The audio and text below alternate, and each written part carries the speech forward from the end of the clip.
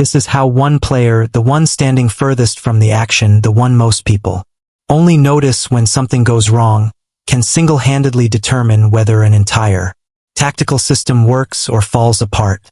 Not the striker, not the playmaker, the goalkeeper. Welcome to Noobinho, and welcome to a series that is going to change the way you watch football. Because here is the truth most people never sit with long enough. Football is not 11 players running around a pitch. It is 11 roles, 11 tactical ideas, each one shaped by the system around it, the manager above it, and the era of the game it exists in. The number on the back of a shirt is not just a label. It is a philosophy, and every single one of those philosophies has evolved, sometimes slowly, sometimes so dramatically that the position barely resembles what it used to be. Think about that for a second. The number 6 in a 4-3-3 pressing system is a completely different creature to the number 6 sitting at the base of a 4-2-3-1 built for counterattacking football. The number 8 in a 3-5-2 carries a different tactical weight than the number 8 asked to press and cover in a high-energy 4-4-2 diamond. Same shirt numbers, entirely different jobs, entirely different demands on the human being wearing them. And the number 10, the position romanticized more than any other in football, has been declared dead, reinvented, repositioned, and reimagined so many times in the last 15 years that coaches are still arguing about what it actually means in the modern game. So that is what this series is. Every number explained. We are going to go through all of it. Every position, every number, every tactical function, from the systems that created them to the modern evolutions that have redefined them entirely. And we are going to do it properly. No surface level takes.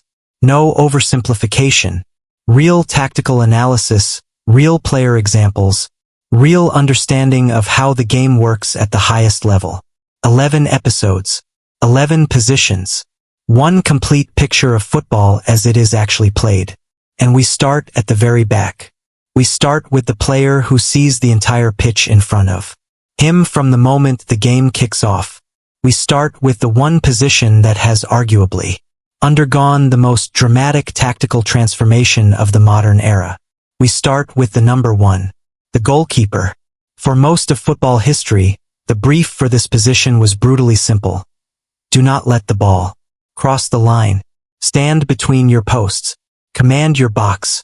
Claim crosses, make saves, and be the last line of defense. That was it. That was the entire job description. And for a long time that was enough. Great goalkeepers were measured almost entirely by their shot stopping, their reflexes, their positioning within the goal, their ability to read a striker's body shape and dive the right way at the right moment. Peter Schmeichel at Manchester United. Oliver Kahn at Bayern Munich. Gianluigi Buffon. Across 2 decades of elite football at Juventus and Italy. These were goalkeepers of shape. Through voice and positioning alone. Their distribution mattered, of course. A poor goal kick or a misplaced throw can give the ball away in dangerous areas, but it was secondary. It was a functional tool, not a tactical weapon. The goalkeeper's job was to protect the goal. Everything else was bonus. But then football changed. And when football changes, no position is immune. The shift started with the rise of high defensive lines.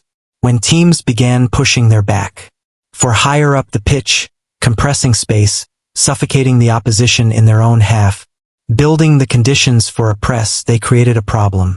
A very specific, very dangerous problem. Space. Behind the line.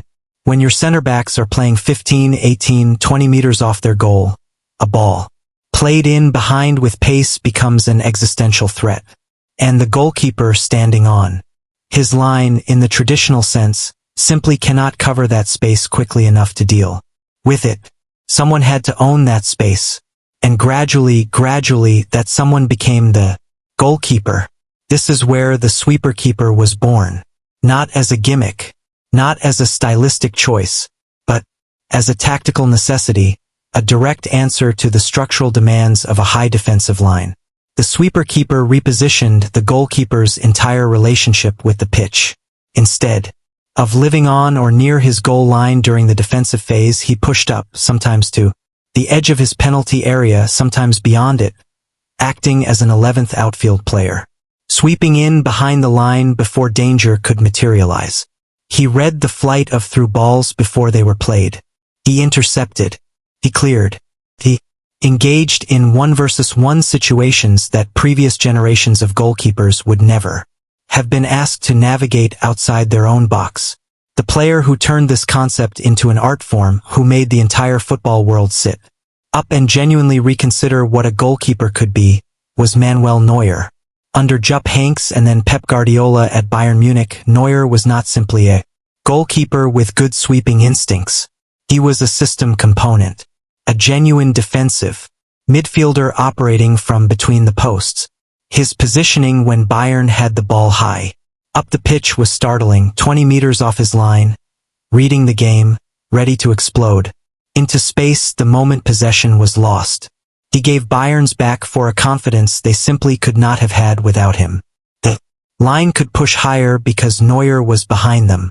The press could be more aggressive because the space his sweeping covered meant the risk of being caught in behind was dramatically reduced. He did not just save shots. He prevented them from existing in the first place. That is the sweeper-keeper in its purest form. And it is a role that only functions, only makes sense within a specific tactical structure. Put a sweeper-keeper behind a team that defends deep in a low 4-4-2 block and his advanced positioning becomes a liability. The role requires the high line.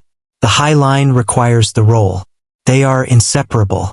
Marc-André ter Stegen at Barcelona carried the same fundamental identity into a possession-based system where the defensive line consistently pushed high to maintain compactness.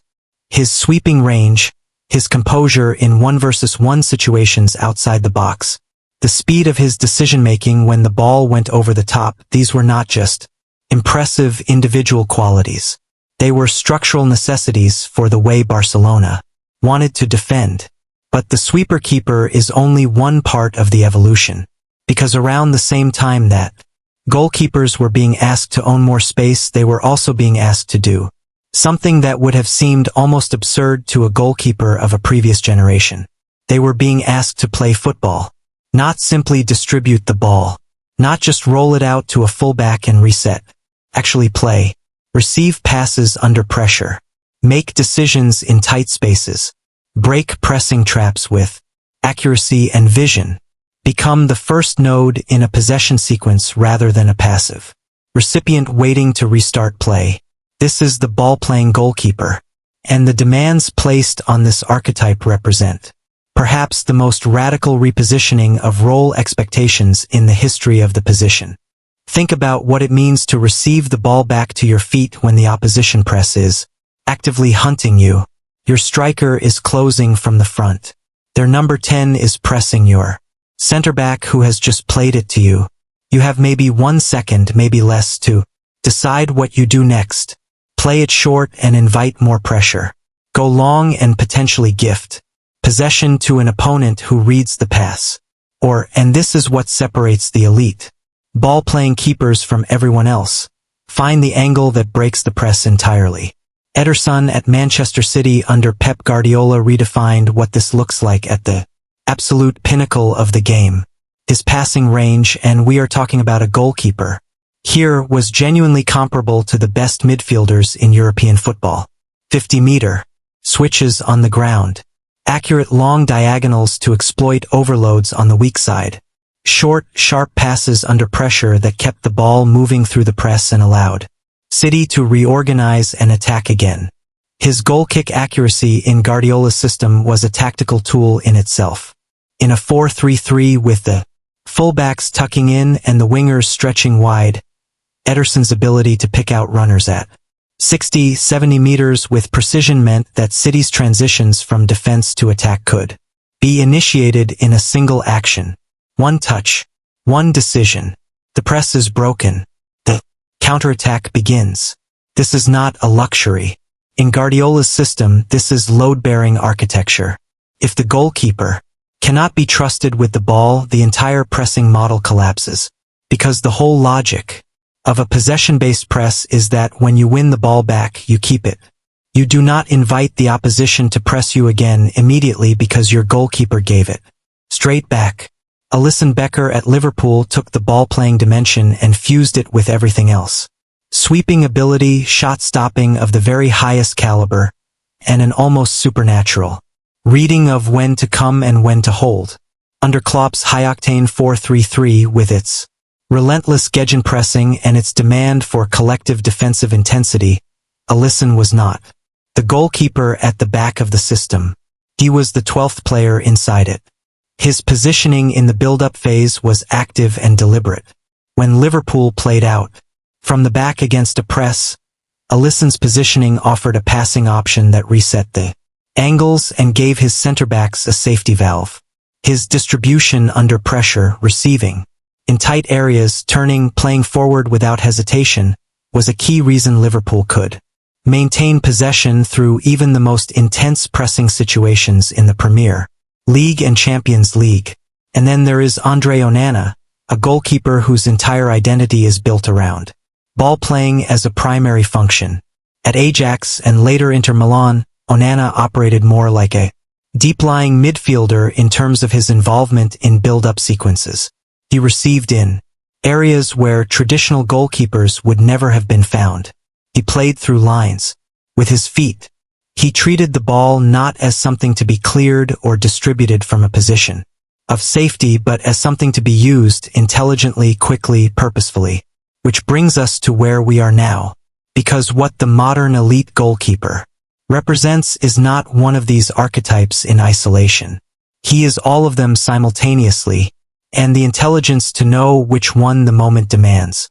When his team is in possession and the defensive line is high, he is the sweeper keeper, reading the trajectory of potential through balls before they are even attempted, positioning at the top of his penalty area or beyond it, ready to act when the ball comes back to him. Under pressure, he is the ball-playing keeper, comfortable, composed, making the right decision at pace. And when the shot comes, when all of that tactical sophistication has somehow been bypassed, he is the traditional goalkeeper. Explosive, sharp, unbreakable. The positioning demands alone are staggering.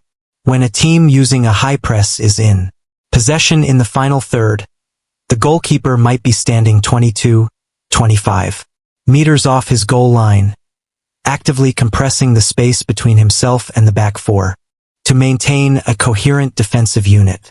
The moment possession is lost, he reads the danger. If the ball is played in behind, he sweeps. If the team transitions and recovers shape, he adjusts his line back toward goal.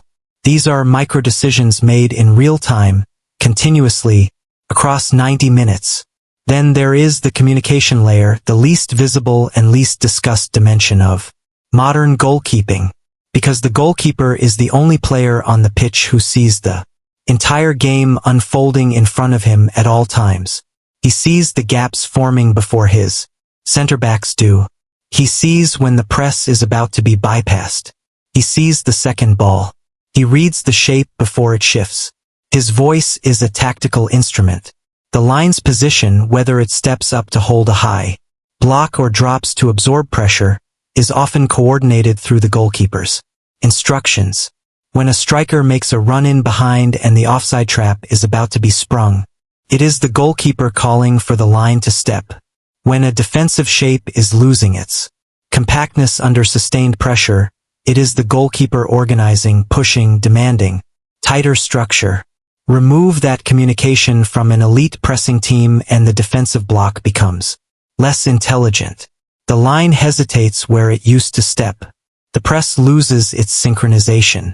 The architecture weakens, not because the outfield players are worse, but because the information source behind them has gone quiet. The modern goalkeeper is the conductor of the defensive orchestra. He does not play the most notes, but without him, the whole thing goes out of time. And here is the thing about all of this evolution, all of this expansion of the role, all of these new dimensions and demands and tactical responsibilities. None of it has made shot stopping less important. It has made it harder. Because now you need a goalkeeper who can do all of that and still make the save when everything else has failed. That is what the number 1 looks like in the modern game. Not just always a goalkeeper. The best ones are invisible. Not because they do nothing, but because they do everything so well that you never notice the danger was. The next episode, we move in front of the goalkeeper. We step into the back line. We get into the numbers 2, 3, 4, and 5, the fullbacks and centre-backs who have arguably defenders into hybrid attackers, into inverted inside players, into third central midfielders. In disguise is one of the most fascinating tactical stories in the entire history of the game. If you do not understand the modern fullback, you do not understand modern football. Episode 2. The back line. Coming next.